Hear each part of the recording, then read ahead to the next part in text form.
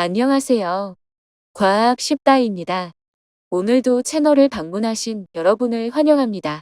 여러분, 어느덧 매서운 추위가 지나가고 산과 들의 생명이 돋아나는 봄이 찾아왔습니다. 봄이 오면 길가의 나무들이 푸른 잎을 내고 땅속에 있던 씨앗들도 새싹을 틔우죠. 그런데 신기하지 않나요?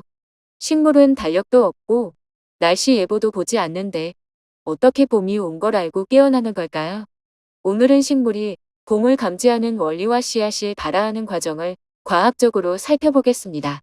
식물은 동물과 달리 눈, 코, 입과 같은 감각기관이 없지만 온도, 빛, 수분 등 환경 변화를 감지하는 능력을 가지고 있습니다. 특히 다음과 같은 요소들이 식물에게 봄이 왔다는 신호를 줍니다. 씨앗이 성장해 뿌리와 떡잎을 만드는 것을 발화라고 합니다. 가을에 뿌려진 씨앗들은 땅속에 묻혀 추운 겨울을 보냅니다. 이 과정에서 일부 식물의 씨앗은 반드시 추운 겨울을 거쳐야만 곰이 되어 발화할 수 있는데 이를 춘화현상이라고 합니다. 겨울을 지나온 씨앗은 온도가 올라가면 이를 감지하는데 특히 씨앗의 배와 식물들의 가지의 눈에 있는 생장점이 온도 변화를 인식합니다. 하지만 온도만으로는 씨앗이 발화하기에 충분하지 않습니다. 추가로 필요한 요소 중 하나가 바로 빛입니다. 빛은 씨앗이 어느 정도 깊이에 묻혀 있는지 주변 환경이 어떤지를 알려주는 중요한 신호입니다. 식물의 종류에 따라 빛의 영향을 받는 정도가 다른데 빛이 있어야 잘 발화하는 광발화성 종자와 빛이 적거나 없어야 발화하는 암발화성 종자가 있습니다.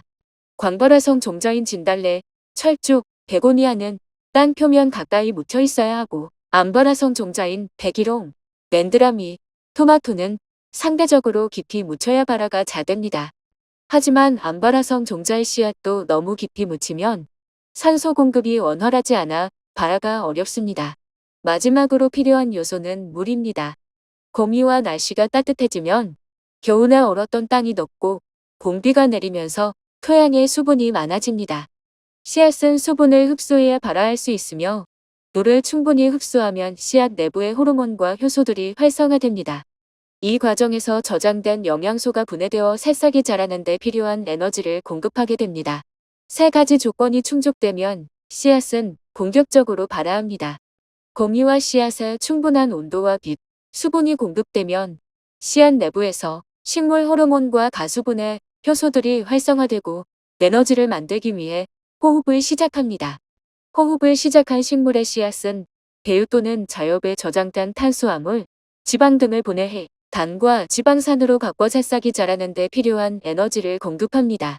씨앗이 아닌 식물로서 본격적으로 자라기 시작하며 가장 먼저 뿌리가 땅속으로 뻗어나가 수분과 영양분을 흡수합니다. 이후 떡잎이 나오고 광합성을 할 수 있는 본잎이 자라납니다. 떡잎은 씨앗이 처음 발화할 때 양분을 제공하는 역할을 하지만 본잎이 자라면서 점차 기능이 사라지고 떨어지게 됩니다. 겨울이 되면 일조량과 기온이 낮아지면서 식물의 광합성 효율이 떨어집니다.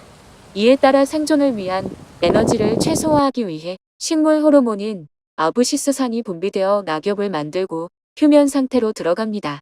그러다 봄이 되면 온도가 상승하고 낮이 길어지면서 광주기 변화가 발생합니다. 이를 감지하는 역할을 하는 것이 바로 파이토크롬이라는 색소 단백질입니다. 이 신호를 받은 식물은 표면에서 깨어나고 뿌리는 물을 흡수하여 줄기 곳곳으로 전달합니다. 동시에 옥신과 지베렐린과 같은 성장 호르몬이 활성화되면서 식물의 눈 부분에서 여번기라는 작은 구조가 발달하고 이 구조가 점점 잎으로 성장하게 됩니다. 봄철 식물의 성장은 단순한 현상이 아니라 매우 정교한 과정입니다. 호르몬과 환경 신호가 조화롭게 작용하며 백골의 성장 시기와 형태를 결정합니다. 이를 통해 식물은 생존을 극대화하고 주변 환경에 적응할 수 있습니다.